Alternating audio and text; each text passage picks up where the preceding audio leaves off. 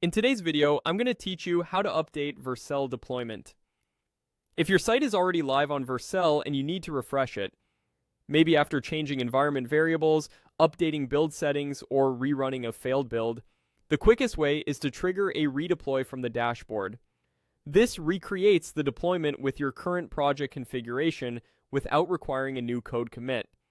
Start by heading to vercel.com. Once you're on the Vercel dashboard, make sure you're in the correct workspace for your project so you see the right applications. From here, open the Deployments tab. This view lists all deployments for your projects, including both preview and production. You'll see helpful details like the commit message, branch, status, and timestamps. Take a moment to confirm you're looking at the exact deployment you want to update. Redeploying the correct one ensures the right environment and settings are applied.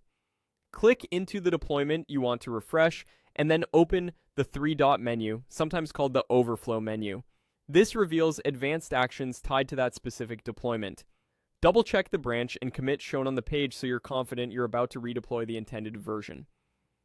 If your goal is to pick up recent configuration changes like updated environment variables or build settings, redeploying from here is the cleanest path. Choose Redeploy.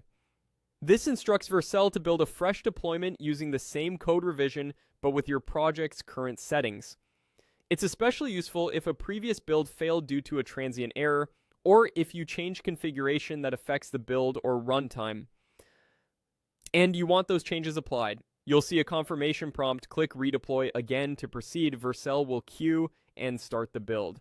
The status will move through stages like queued, building, and finally ready if everything succeeds. While it builds, you can watch the logs to verify each step, from installing dependencies to outputting your build artifacts. If an error appears, the logs will point you to the failing step so you can address it and try again. When it completes, your updated deployment will be available. If you redeploy to production deployment, the production alias will point to the new version automatically. For preview deployments, you'll get a new instance at the associated URL. As a tip, always confirm you selected the correct project and branch before redeploying, and use this workflow when you need to rebuild with current settings rather than shipping new code. That's all there is to updating a Vercel deployment safely and confidently.